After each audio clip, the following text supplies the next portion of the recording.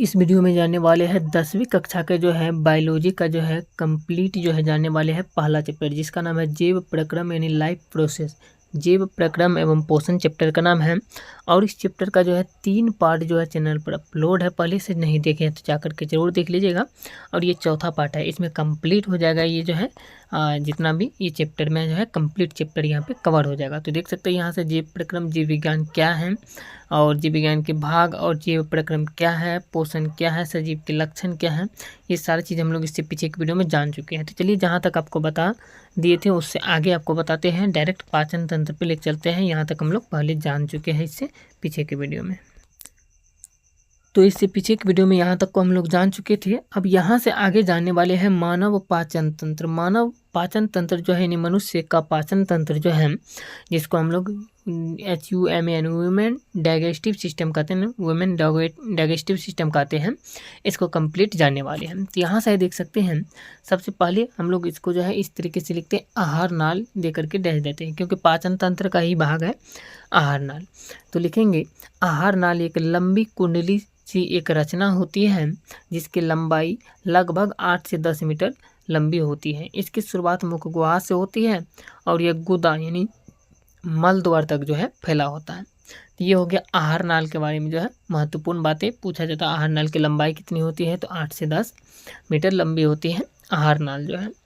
अब यहाँ से क्वेश्चन पूछा जाता है, मानव पाचन तंत्र का सचित्र वर्णन करिए, या मनुष्य के पाचन तंत्र का नामांकित चित्र बनाए, इस तरीके से पूछा जाता है। तो ये क्वेश्चन 5 नंबर का पूछा जाता है और आप जो है इस तरीके से लिख सकते हैं जैसे आपको बताया जा रहा है। साइड में चित्र भी बनाते रहे हैं और इस तरीके से लिखना भी है।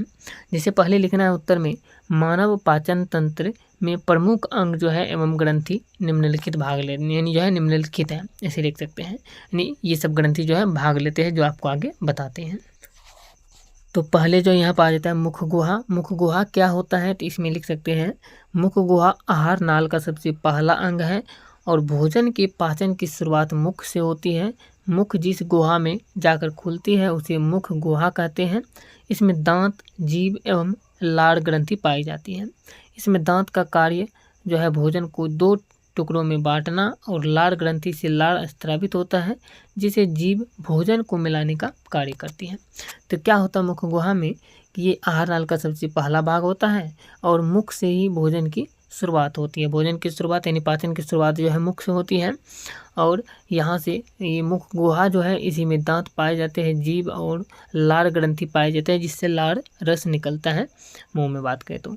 और ये दांत जो होता है ये भोजन को टुकड़ा करने का कार्य करता है छोटे छोटे टुकड़ा में, और लार ग्रंथि से लार निकलती है जो भोजन को लसलसा बनाती है, यानी जो उसको पचने लायक बना देती है। और इसके बाद अगला भाग आ जाता है ग्रसनी। ग्रसनी या ग्रासनली जिसको कहते हैं।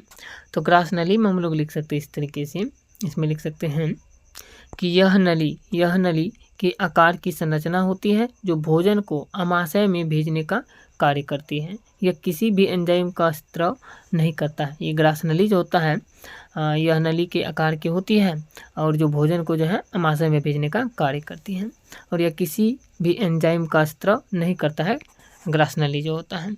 और यह जो इसमें से बात करें तो लार ग्रंथि जो होता है, लार ग्रंथि निगल द्वार जो है आहार नाल में खुलते हैं और कंठ द्वार श्वसन तंत्र में, और एपिग्लोटिस ट्रेकिया ये सब जो है इसमें पाए जाते हैं।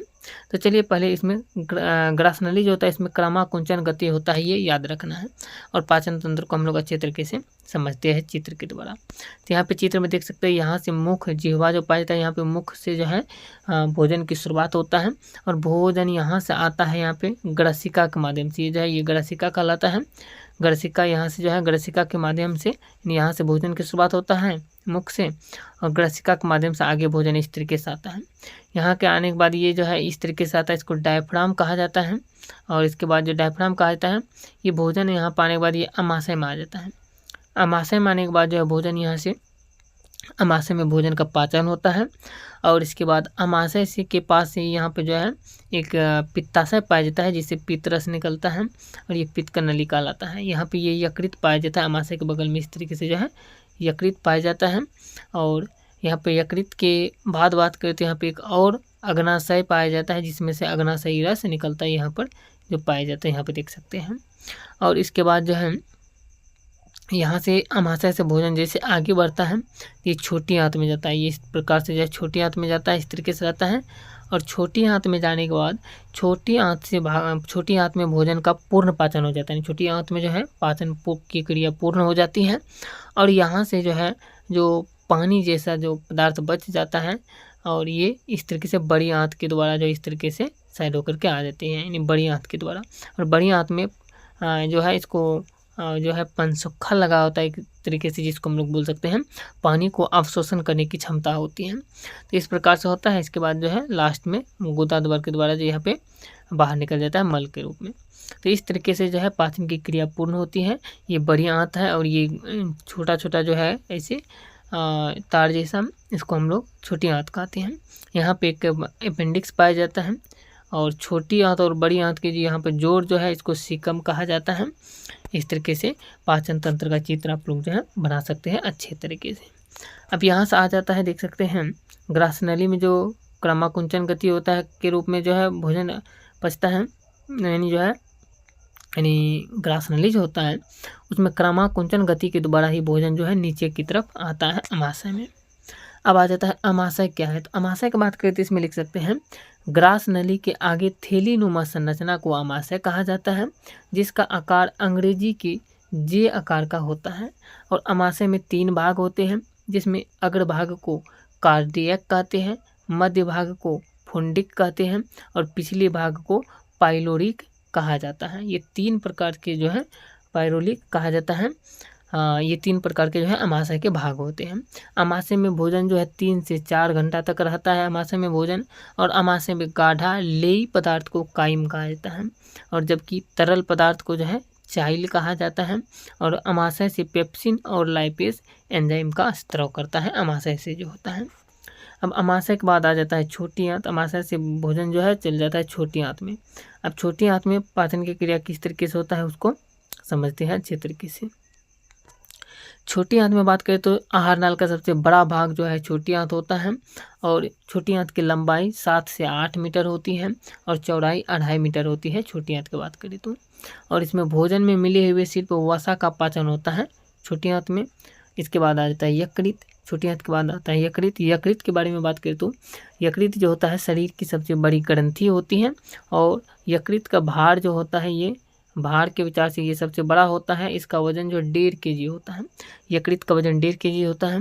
और यकृत से पित्त रस का स्त्राव होता है, जो भोजन को क्षारीय बनाने का कार्य करता है, जो वसा का विखंडन करने के लिए तैयार करता है। इस तरीके से हम लोग लिख सकते हैं यकृत में। यकृत के बाद आ जाता है अग्नाशय। अग्नाशय क्या है इसके बारे में समझिए। अग्नाशय क्या है। अग्नाशय जो होता है यह अमाशय और छोटी आंत के बीच में स्थिर रहता है। अग्नाशय अमाशय और छोटी आंत के बीच में स्थिर रहता है। इसमें से लाइपेज नामक एंजाइम का स्त्राव होता है, यानी लाइपेज नामक एंजाइम निकलता है अग्नाशय से। और उसका मुख्य कार्य जो होता है वसा को वसा अम्ल में बदलना होता है अग्नाशय का मुख्य कार्य। अब इसके बाद आ जाता है बड़ी आंत। बड़ी आंत जो होता है यह पाचन तंत्र का सबसे अंतिम भाग होता है। और यहाँ पर जो है सिर्फ अपशिष्ट पदार्थों में मिले हुए पानी यानी जल का अवशोषण कर लिया जाता है, और बचे हुए अपशिष्ट पदार्थों का मल द्वार के रास्ते जो है बाहर निकाल दिया जाता है। तो ये बड़ी आंत में जो है यहाँ पर पूर्ण रूप से पाचन तंत्र होता है समाप्त। इतना लिख देते हैं तो आपको जो है कंप्लीट 5 नंबर का 5 नंबर मिलते हैं।